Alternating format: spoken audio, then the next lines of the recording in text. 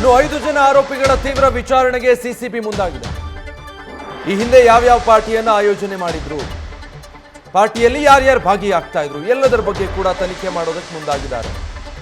5 ಆರೋಪಿಗಳ ಮೊಬೈಲ್ ಅನ್ನ ಸಿಸಿಬಿ ವಶಕ್ಕೆ ಪಡೆದು ಪರಿಶೀಲನೆ ನಡೆಸ್ತಾ ಇರೋದು.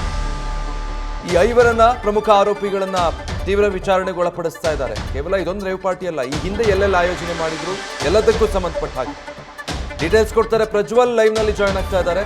ಸೊ ಪ್ರಜ್ವಲ್, ಈಗ 5 ಪ್ರಮುಖ ಆರೋಪಿಗಳ ವಿಚಾರಣೆಗೆ ಸಿಸಿಬಿ ಅಧಿಕಾರಿಗಳು ಈ ಪ್ರಕರಣದಲ್ಲಿ ಮುಂದಾಗಿರುವಂಥದ್ದು.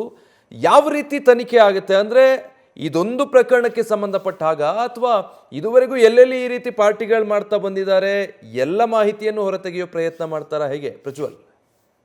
GR ಫಾರಂನಲ್ಲಿ ನಡೆದಂತಹ ರೇವ್ ಪಾರ್ಟಿ ಪ್ರಕರಣಕ್ಕೆ ಸಂಬಂಧಪಟ್ಟಂತೆ ಈಗಾಗಲೇ ಸಿಸಿಬಿ ಪೊಲೀಸರು ಕೂಡ ಪ್ರಕರಣದ ತನಿಖೆಯನ್ನು ತೀವ್ರಗೊಳಿಸಿರುವಂಥದ್ದು. ಕಾರಣ ಏನು ಅಂತ ಹೇಳಿದ್ರೆ ಈಗಾಗಲೇ 5 ಜನರನ್ನ ಬಂಧಿಸುವಂತ ಒಂದು ಕೆಲಸವನ್ನು ಮಾಡಿದ್ದಾರೆ, ಅವರ ವಿಚಾರಣೆಯನ್ನು ಕೂಡ ನಡೆಸುವಂತ ಒಂದು ಕೆಲಸವನ್ನು ಮಾಡ್ತಾ ಇರುವಂಥದ್ದು.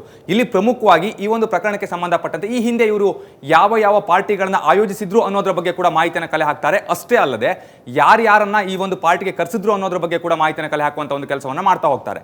ಇನ್ನೊಂದು ಕಡೆಯಲ್ಲಿ ಈ ಒಂದು GR ಫಾರಂನಲ್ಲಿ ಇರುವಂತಹ CCTVಯನ್ನ ತೆಗೆದು ಕೂಡ ಪರಿಶೀಲನೆ ಮಾಡುವಂತ ಒಂದು ಕೆಲಸವನ್ನು ಮಾಡ್ತಾರೆ. ಅಂದ್ರೆ ಮೊನ್ನೆಯ ಪಾರ್ಟಿ ಅಲ್ಲದೆ ಮತ್ತೆ ಯಾವ ಪಾರ್ಟಿಗಳು ಆಗಿತ್ತು, ಈ ಹಿಂದೆ ಯಾವ ಪಾರ್ಟಿಗಳನ್ನ ಆಯೋಜನೆ ಮಾಡಿದ್ರು, ಅಷ್ಟೇ ಅಲ್ಲದೆ ಒಂದು ತಿಂಗಳಿನಲ್ಲಿ ಎಷ್ಟು ಪಾರ್ಟಿಗಳು ನಡೆದಿದೆ ಅನ್ನೋದ್ರ ಬಗ್ಗೆ ಕೂಡ ಮಾಹಿತಿಯನ್ನು ಕಲೆ ಹಾಕುವಂತ ಒಂದು ಕೆಲಸವನ್ನ ಸಿಸಿಬಿ ಅಧಿಕಾರಿಗಳು ಮಾಡ್ತಾ ಹೋಗ್ತಾರೆ. ಮತ್ತೊಂದು ಕಡೆಯಲ್ಲಿ ಗಮನಿಸ್ತಾ ಹೋದ್ರೆ ಆರೋಪಿಗಳ ಒಂದು ಮೊಬೈಲ್ ನಂಬರ್ ಏನಿದೆ ಅದರ CDR ನ ತೆಗೆಯುವಂತ ಒಂದು ಕೆಲಸವನ್ನ ಮಾಡ್ತಾರೆ.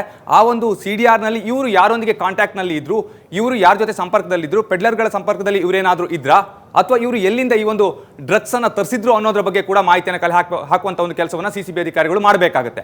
ಆ ನಿಟ್ಟಿನಲ್ಲೂ ಕೂಡ ಈಗಾಗಲೇ ತನಿಖೆಯನ್ನು ಮುಂದುವರಿಸಿರುವಂಥದ್ದು. ಮತ್ತೊಂದು ಕಡೆಯಲ್ಲಿ ಈ ಪಾರ್ಟಿಗೆ ಆಗಮಿಸಿದ್ರಲ್ಲ ಅವರೆಲ್ಲರ ಒಂದು ವಿಳಾಸ ಆಗಿರ್ಬೋದು, ಫೋನ್ ನಂಬರ್ ಆಗಿರ್ಬೋದು, ಪ್ರತಿಯೊಂದನ್ನು ಕೂಡ ಈಗಾಗಲೇ ಸಿಸಿಬಿ ಅಧಿಕಾರಿಗಳು ಪಡ್ಕೊಂಡಿದ್ದಾರೆ. ಅದರಲ್ಲೂ ಕೂಡ ಅವರು ಈ ಹಿಂದೆ ಯಾವ ಪಾರ್ಟಿಗಳಲ್ಲಿ ಭಾಗಿಯಾಗಿದ್ರು, ನಿಮ್ಮನ್ನ ಇವರು ಈ ಹಿಂದೆ ಬೇರೆ ಪಾರ್ಟಿಗಳಿಗೆ ಏನಾದರೂ ಕರೆಸಿದ್ರಾ ಅನ್ನೋದ್ರ ಬಗ್ಗೆ ಕೂಡ ಈಗಾಗಲೇ ಪ್ರಶ್ನೆ ಮಾಡುವಂತ ಒಂದು ಕೆಲಸವನ್ನು ಮಾಡಿರುವಂಥದ್ದು.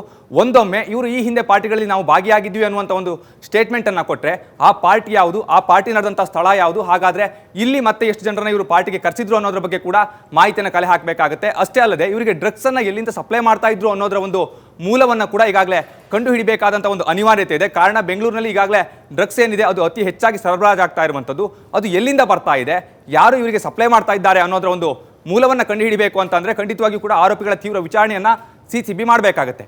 ಆ ಒಂದು ಕೆಲಸವನ್ನ ಈಗಾಗಲೇ ಮಾಡುವಂತ ಒಂದು ಕೆಲಸ ತನಿಖೆ ಏನಿದೆ ಅದು ಈಗಾಗಲೇ ಸಾಕ್ತಾ ಇರುವಂತದ್ದು. Vijay, thank you Prajwal. News first ನಿರ್ಭೀತಿಯಿಂದ ನಿಮ್ಮ ಪರವಾಗಿ.